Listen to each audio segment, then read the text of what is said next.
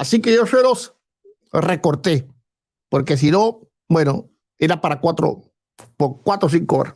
¿Ok? Porque ella cuenta partes de su vida y cuestiones de lo que sucedió y cómo iba a ser cristiana y qué le pasó con su familia, peleas que habían, problemas familiares y todas estas cuestiones. En ese momento ella entendió que estaba sucediendo el arrebatamiento y ella no sentía tristeza porque su familia se quedase. Dice que ella no le gustaba que su familia se quedara, pero ella no podía sentir otra cosa que alegría. Es decir, ella no se estaba alegrando porque su familia se quedase, pero le era imposible a ella sentir algún tipo de tristeza. Y esto es algo que en realidad yo creo que así va a ser. Porque si no, entonces, ¿cómo nosotros seríamos arrebatados sin sentir una profunda tristeza para los que se quedan atrás? Porque muchos se van a quedar atrás, aunque te digan que no, aunque te digan que tú te vas cuando suena trompeta, si tú simplemente aceptaste a Cristo en tu corazón, te vas, te están mintiendo y te están engañando. Te están mintiendo y te están engañando. ¿Ok? Y eso vamos después a verlo también con la Escritura. Así que, por el contrario de agonía o tristeza, ella sentía una alegría incontenible que se adentraba más y más dentro de ella.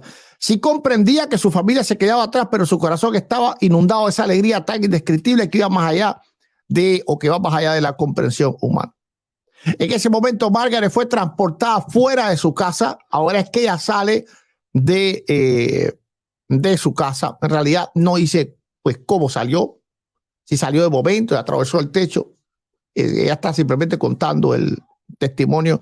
Yo les digo lo que ella dijo, no más y no menos. Bueno, bastante menos porque tuve que recortarlo. Suspendida en el aire en una altura, dice que superior a los edificios más altos de la ciudad de Los Ángeles en aquel tiempo. No sé si ahora lo habrán más alto. Desde allí pudo ver que no estaba sola, otros también habían sido levantados. Es decir, en la ciudad había muchas personas en el aire suspendida, mucho más que los más grandes edificios de aquel momento. Pero había algo en común entre todos los que estaban en el aire, todos estaban iluminados.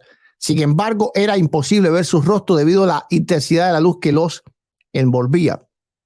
En un abrir y cerrar de ojos todos seremos transformados. Luego comenzó a escuchar gritos y aquí es donde se pone increíble el asunto. Comenzó a escuchar gritos de terror ella en el aire y vio una escena aterradora. Aquellos que habían sido levantados unos a otros comenzaban a apagarse como luces que se extinguían, y caían. Es difícil imaginarse la escena, hermanas y hermanos. Cuerpos en el aire, porque yo sí me imagino las cosas. A mí cuando yo leo o me cuentan un testimonio, yo como que me teletransporto y lo mismo me pasa en la Biblia. Yo trato en la Biblia de como teletransportarme en el tiempo y en realidad ver qué era lo que Juan estaba viendo en aquel mensaje de la revelación o así sucesivamente los diferentes pasajes que tienen la Escritura. Cuerpos en el aire iluminados y luego apagándose y cayendo hacia la tierra. Ella cuenta, aunque esto no lo puse aquí, que no sabía qué les pasaba porque era de madrugada. Ok, recuerde que ella estaba durmiendo. Era de madrugada, no sé si lo incluí la hora que era. Ok, pero era de madrugada. Y hacia abajo, pues estaba la ciudad oscura. Entonces, en realidad, ella no sabía qué le pasaba a las personas. Simplemente ella veían que se apagaban y literalmente caían. Podemos suponer que se mataban, pero no, en realidad no lo sé. Y Margaret, suspendida en medio de la escena apocalíptica, no podía hacer nada más que observar. Margaret cuenta que en un corto periodo de tiempo la mayoría de los que habían sido arrebatados habían caído. La luz se había extinguido en ellos y habían descendido de regreso a la tierra. En ese momento de oscuridad y silencio, sí, porque dice que se hizo un silencio completo, es decir, después que se acabaron los gritos, un silencio completo, porque al principio, cuando subieron, había como un alboroto, es decir, todos estaban como, vamos a decir que, pues dando gracias, aunque ella dice que no distinguía lo que cada uno decía, pero ella lo que estaba haciendo era dando gracias, y entonces sentía un murmullo muy grande de toda aquella comunidad de creyentes que habían sido levantados. Ahora, cuando estos caen, entonces se hace un completo silencio. Luego ella comenzó a descender suavemente junto con todos los demás que estaban suspendidos en el aire, y fue regresada a su cama en la misma posición en que se había despertado. Bueno, en que se había... Sí, claro, pero me imagino que ella estaba acostada, pero ya comienza el relato desde que estaba sentada. Así que termina ella sentada en la cama, es lo que quiere decir. Su cuerpo volvió a la normalidad, y a pesar de lo que había vivido, se acostó y que se quedó dormida de inmediato. Ella asegura que fue una revelación, es decir, que ella fue despertada, que ella no estaba dormida y que luego se volvió a dormir. Pero recuerden que pudo haber sido bien algo que ella soñó en el mismo sueño, es decir, un sueño que tuvo, que ese sueño se despertaba y ocurrían todas esas cosas. Así que yo no asevero nada, estoy diciendo solamente lo que ella cuenta. Ahora, al recordar este testimonio, quiero reiterar que solo la palabra de Dios, la Biblia, debe ser nuestra guía. Este relato de esta hermana es interesante y edificante, como otros que he escuchado. Es más, si tú tienes un testimonio poderoso, realmente poderoso, no los voy a poder contar todos.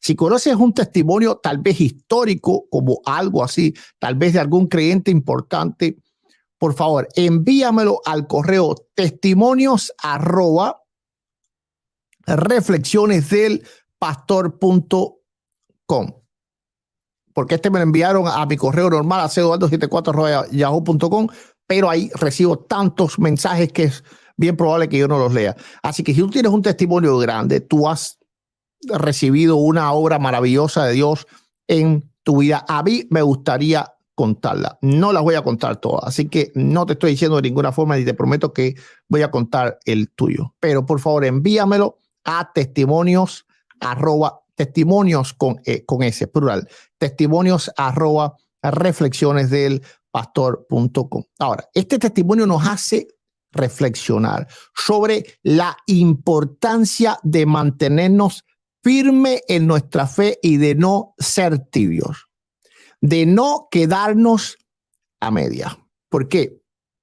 Porque cuando estas personas caían, ella escuchó una voz que decía: a los tibios vomitaré de mi boca. En el momento que estaban cayendo estas almas, no sé si lo conté, no estoy seguro si lo conté, pero ella dice en su testimonio, porque aquí más o menos traté de hacer un escrito recopilando lo que ella decía. Ella dice que la hora que estaban cayendo, ella escuchaba una voz que decía: a los tibios vomitaré de mi boca. Así que este testimonio nos hace reflexionar sobre la importancia de mantenernos firmes en nuestra fe, de no titubear, de no ser tibio. Como nos recuerda el libro del Apocalipsis, Dios tiene palabras duras para aquellos que son tibios en su fe. ¿Y qué significa ser tibio? Muchos teólogos, y digo así porque la teología es el estudio de Dios, y bueno, algunos realmente inventan mitos e historias. Hablan de qué eso significaba, de que en ese tiempo bajaban dos ríos, uno de agua caliente y uno de agua fría, y en un lugar de la geografía de allí de Asia Menor, que era donde estaban las 7 iglesias, entonces esos ríos se encontraban, ¿verdad? Es decir, el afluente frío y el afluente caliente, y donde se encontraban, entonces se volvían aguas tibias. Entonces, el que bebía de ese afluente, de ese encuentro entre los dos ríos, el que bebía de eso, como se mezclaba agua fría y agua caliente, entonces vomitaba. Puro cuento y pura historia tratan de hacer con la palabra del Señor. La palabra del Señor es muy clara: a los tibios los vomitaré de mi boca. Ahora, algunos dicen que no, esos son incrédulos. ¿Cómo entonces están dentro de Cristo? Si son incrédulos, explícame cómo están dentro de Cristo. Porque para que Cristo los vomite, tienen que estar dentro de él. Algunos dicen, no, es que están dentro de la iglesia, dentro de las congregaciones. No, pero las congregaciones no son el cuerpo de Cristo. El cuerpo de Cristo solo está constituido por los fieles creyentes. Así que el Señor no vomita a un incrédulo porque el incrédulo no tiene comunión con él y no está dentro de su cuerpo. Ahora, basta ya de mentir y de engañar a la gente y darle falsas esperanzas a los que no tienen. La tibieza, cuando las pruebas de la vida golpean a la persona, entonces la persona se vuelve cada vez más tibio. Cuando la fe se vuelve un camino difícil, cuando la tentación de seguir los deseos de la carne fuerte, la persona comienza a entibiarse. Pero hermanos y hermanas, en medio de estas pruebas que sobrevienen a nuestras vidas, nosotros no debemos de creer a estos mentirosos incautos que tratan de que vivamos, como digo yo, en el evangelio del Hakuna Matata. La palabra del Señor dice claramente, a los tibios los vomitaré de mi boca. Ahora yo quiero que tú me respondas esto. ¿De qué forma alguien te pudiera a ti impregnar confianza si tú eres un tibio en la fe? Si tú te consideras a ti mismo tibio o tibia, ¿de qué manera alguien te puede impregnar confianza? Tu propia conciencia te dice de que no hay confianza en ser tibio. La historia de Margaret o el testimonio de ella, aunque es un escenario desgarrador, por supuesto, porque aquellos que habían sido levantados luego perdieron la luz y cayeron de vuelta a tierra. Y aún más impactante es la revelación que estos eran los tibios, los que no eran firmes en su fe. Ahora, ¿puede esto ocurrir? Pudiera ocurrir que cualquiera de nosotros, yo inclusive, sea levantado y en un momento sea escupido, vomitado, para darme testimonio de que nadie se burla de Dios, de que Dios no puede ser burlado. ¿Quién quiere ser uno de esos que caen? ¿Quién quiere ser uno de los que son vomitados de la boca de Dios? Porque algunos dicen que vomitado de la boca de Dios, ¿qué rayos significa? Mira, no importa lo que signifique. La advertencia es clara y es precisa. Mi pregunta es, ¿quieres ser tú vomitado de la boca de Dios? No, que eso no significa la salvación, no, ¿qué rayo me importa eso? Mi pregunta es la siguiente. ¿Quieres ser tú vomitado de la boca de Cristo, sí o no? Si tu respuesta es no, pues usted no sea tibio, usted no sea tibia, aunque te inventen mil cuentos y mil historias para ponerte bonita la tibieza y que no tengas que preocuparte por nada, porque seas tibia o seas tibio. Si tú no quieres ser vomitado de la boca de Cristo, entonces levántate tú que duermes y despiértate de los muertos y te alumbrará Cristo. Dios desea y quiere que seamos firmes. Inclusive si somos débiles, la palabra del Señor dice, diga el débil, fuerte soy. Hay algunos que atacan sin sentido y confunden, ¿verdad?, lo de declarar con fe y decretar, que no son las mismas cosas. Ese decreto esto y decreto lo otro sí está mal. Pero que usted declare su fe, eso no está mal, porque eso está en la Biblia. Si usted está enfermo, usted se tiene que declarar sano. Si alguien dice que no, le dices, declárate enfermo tú si quieres. pero yo me declaro sano. ¿Por qué razón? Porque la escritura dice, diga el débil, fuerte soy. Así que el débil está mintiendo, pero ¿por qué no está mintiendo cuando dice que es fuerte? Porque esa es la fe, es la certeza de lo que se espera y la convicción de lo que no se ve. Así que usted va a declarar lo que no tiene delante. Usted va a declarar lo que todavía usted no ha visto. Usted va a declarar lo que inclusive todos le están diciendo que no va a ocurrir o no puede ocurrir. Eso es lo que la Biblia nos manda a hacer. Y tener esa fe es un antídoto contra la tibieza. Usted no quiere estar nunca tibio. Usted tiene que tener una fe que declara las cosas que no son como si ya fuesen. ¿Por qué? Porque la Biblia dice que Dios es el que llama las cosas que no son como si ya fuesen. ¿Y de qué está hablando la Escritura? Está hablando de la Escritura de la palabra profética. ¿Por qué razón? Porque cuando el Señor habla en profecía, habla en tiempo presente. Porque Él llama las cosas que no son como si fuesen. Y créanme, una fe que declara victoria es un antídoto, es un pinchazo. No se puede decir la palabra porque ustedes que piensan que estoy hablando de otras cosas y censuran el video. Es un pinchazo, es una prevención, es una cura, es una armadura contra la tibieza.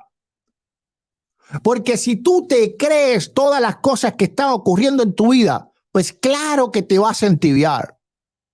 Si tú te crees todo lo que está ocurriendo en tu vida, si tú te crees todo lo que a ti te dicen, si a ti te creen todo lo que dicen de tu persona, entonces claro que te vas a entibiar.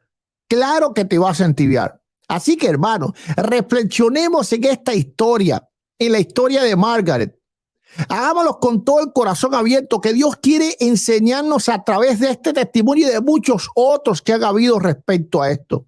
Pero también quiere que estemos dispuestos a poner la palabra de Dios por encima de todo. Y este testimonio yo no veo nada que contradiga la Escritura. Nada que contradiga la palabra de Dios. Claro que los tibios serán vomitados de su boca. El Señor habló de la parábola de los talentos. O uno le dio 5, otro le dio 3 y otro le dio 1. Para que el Señor te dé talentos a ti y el Señor venga a pedirte cuenta, tú tienes que tener una relación con Él. ¿O tú crees que Dios va a venir a pedirle cuenta, no sé, a Adolf Hitler? ¿Va a venirle a pedirle cuenta a Fidel Castro? ¿Va a venir a pedirle cuenta a Hugo Chávez? ¿Va a venir a pedirle cuenta al satánico de Nicolás Maduro? No, claro que no. Claro que no. Dios viene a pedirle cuentas al que tiene relación con Él. Entonces, ¿qué? El que tenía 5 era creyente, el que tenía 3 era creyente y el que tenía 1 era un incrédulo. ¿Cuándo el Señor va a venir a ajustar cuenta con los incrédulos? Como si ellos le tuvieran que regresar algo, como que Dios espera algo de ellos. El Señor no espera nada de los incrédulos ni quiere nada de ellos. El Señor espera de su pueblo. El Señor espera de su pueblo. El Señor espera de los que son suyos. A esos viene a buscar el Señor y a eso viene el Señor a pedirle cuenta. ¿Qué has hecho con lo que te he dado? Ahora, ¿qué dice la palabra? Que a los 2 primeros le dijo, buen siervo y fiel. En lo poco has sido fiel, en lo mucho te pondré. Entra en el gozo de tu Señor. Pero el que había escondido aquel talento, el que había sido tibio, el que había tenido miedo, el que no había puesto por fe las obras, ¿qué le dijo? Echarle que afuera, que allá será el lloro y el crujir de dientes. Este testimonio que acabamos de ver puede ser una advertencia para todos nosotros, incluyéndome a mí. Pero también puede ser un acto de esperanza, un recordatorio de que si mantenemos nuestra fe seremos guardados, porque Dios es fiel. Nadie dice que Dios no sea fiel. Nadie llama infiel a Cristo, pero la comunión íntima de Jehová es con los que le temen. Eso lo dice la palabra de Dios. El ángel de Jehová acampa alrededor de los que le temen y los defiende. Entonces, ¿cómo podemos evitar ser tibios? ¿Cómo podemos mantenernos firmes en nuestra fe? Incluso cuando en estos tiempos las pruebas y las tentaciones que nos rodean son tan grandes, tan pesadas, tan palpables. La respuesta, mis amadas hermanas y hermanos, se encuentra en las Escrituras, en la palabra de Dios, en la Biblia. Dios nos proporciona las instrucciones para mantener nuestra fe, para ser fuerte y para estar preparados para su venida. En el libro de los Efesios se nos dice que debemos de portar toda la armadura de Dios para que podamos resistir en el día malo y habiendo acabado todo están firmes. Y hay algunos que entonces solamente le vale la fe. No, porque yo creo, ¿me entiendes? Yo creo, pero vive en injusticia. No, pero yo soy un creyente, pero vive en injusticia. Pero Pablo no dice por vestidos solo con el escudo de la fe. Dice no, vestidos con toda la armadura de Dios. Con toda la armadura de Dios. Pero algunos no portan la coraza de justicia. Porque se dicen cristianos, pero viven impíamente, viven injustamente. Y después dicen y alegan por cuestiones teológicas que son de Cristo. Cristo no es teología, Cristo es relación. Si usted cree que Cristo es teología, váyase para allá, para el Vaticano. Cristo es relación, usted tiene que relacionarse con Él. Usted tiene que vestirse de toda la armadura de Dios. Usted no puede estar mintiendo, no puede estar diciendo mentiras. La Escritura dice el cinturón de la verdad, pero algunos no los tienen.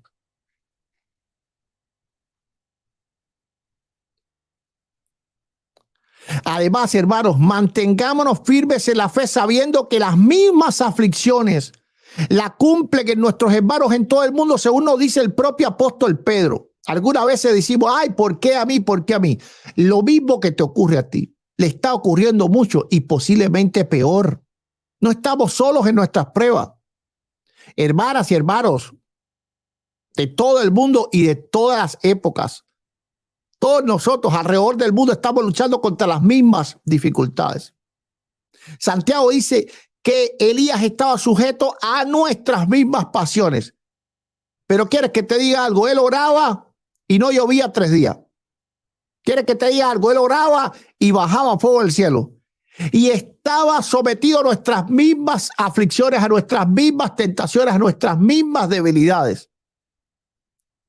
Pero con la ayuda de Dios, Elías seguía adelante. Además, debemos de ser vigilantes y orar, pero orar con fe, no con vanas repeticiones simplemente. Orar creyendo, como Jesús nos dice en el libro de Marcos, velad y orad para que no entréis en tentación. El espíritu, la verdad, está dispuesto, pero la carne es débil. Y nosotros queremos vivir sin tentación, sin orar. Queremos vivir sin tentación, sin buscar a Dios. En realidad no podemos hacerlo. Por eso muchas veces somos consumidos en la tentación y somos después avergonzados por la carne. ¿Por qué? Porque debemos de vigilar y debemos de orar más, que el día del Señor está cerca. ¿Cuántos creen en verdad que el día del Señor está cerca? Tienes que saber que la carne es débil. Tienes que saber que si tú no haces algo, usted se va a enfriar. Hay esos que dicen que no, que creer que hay que cuidar la salvación es salvación por obra. Mentiras del diablo. El que no cuida su salvación es porque no la quiere simplemente. El que no cuida su salvación no es porque crea mal. El que no cuida su salvación es porque le importa un bledo si va al infierno o al cielo. Todo el que quiera algo, lo cuida. Si usted quiere a su esposa, la va a cuidar. Si usted quiere a su esposo, lo va a cuidar. Ahí no me digas que si tú cuidas a tu esposa es porque no estás agradecido de que Dios te la dio. No me digas. Tú cuidas a tu esposa porque tú crees que tú solo te la ganaste. No. Tú sabes que Dios te la dio. ¿Acaso no cuidas tu vida? ¿No te la dio Dios? Y porque tú cuides tu vida, entonces tú estás de alguna forma dándote vida a ti mismo. ¿Acaso no es Dios el que da vida? ¿Acaso no es el soplo de vida de Dios el único que da vida en ti? ¿Y por qué tú la cuidas entonces? Bueno, anda y pasa la carretera con los ojos cerrados. Bueno, te digo, maneje con los ojos cerrados porque va a matar a otro. Pero si tanta fe tienes, entonces ve con los ojos cerrados y cruza la carretera. Claro, no lo hagas, ¿verdad? No lo hagas. O estoy hablando sarcásticamente. La oración es una de nuestras armas más poderosas contra la tibieza. Y en estos tiempos que todo el mundo se cree que se va a el arrebatamiento. Pero ahora, para consolación, entonces han dejado de creer en el arrebatamiento. Claro, es como, miren, el ser humano inclusive cree que no se va a morir. ¿Tú te vas a morir? No, tú no te vas a morir. Tú piensas que no te vas a morir. Claro, y te preguntan que tú dices que sí, pero vives como si no te fueras a morir. Porque pongamos algo en claro. Si nosotros sabemos que vamos a morir y que podemos morir cualquier día, que yo puedo morirme aquí mismo, en un instante, aquí, me da un infarto, y me caí, no pasa nada, porque la gloria es de Dios, no del hombre. Si yo entiendo ese punto, entonces yo vivo conforme a que yo sé que en cualquier momento puedo venir delante de la presencia del Señor. Pero si yo vivo en mis propios caminos, si yo vivo en mis propios pensamientos, si yo vivo en mis propias obras, entonces, ¿cómo es que yo creo que voy a morir? No, yo creo que voy a ser eterno, no va a pasar nada. Y ese es el evangelio de la Hakuna Matata, yo le digo. Como el Rey León, Hakuna Matata. No hay que preocuparse. ¿Y por qué no se preocupan? ¿Por qué no oran? Porque créeme, entre más tú oras, más te preocupas. Y no te preocupas en afán, sino que tú más te enamoras. Y entre más tú sirves a Dios, más te enamoras. Y créeme, entre más enamorado tú estás de la esposa, más celoso con ella. Entre más enamorado estás del esposo, más celoso con él. Eso que dice, no, yo no celo a mi esposa, que esto y lo otro, hace la esposa se muere, no pasa nada. Simplemente el muerto al hoyo, el vivo al pollo. Pero si en verdad alguien te importa, tú lo celas. A través de la oración podemos estar conectados con Dios, obtener fuerza y guía para soportar, para resistir las tentaciones y mantenernos firmes en la fe. Ningún cristiano en este tiempo, en el tiempo de las redes sociales, en el tiempo de la pornografía online, en el tiempo de 40 mujeres mandaron de texto por ahí por WhatsApp o por cualquier tipo de mensajería de esas raras que hay, pues ningún cristiano que no ora permanece. Un cristiano que no ora está caído. Aunque no lo diga. Un cristiano que no busca a Dios está caído. Un cristiano que no tiene relación con Dios está caído.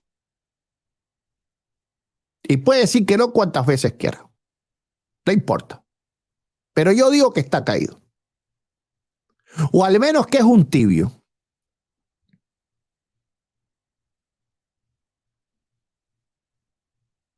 ¿Por qué razón? Porque si tú no tienes tiempo para servir a Dios, tú no tienes tiempo para servir a Dios,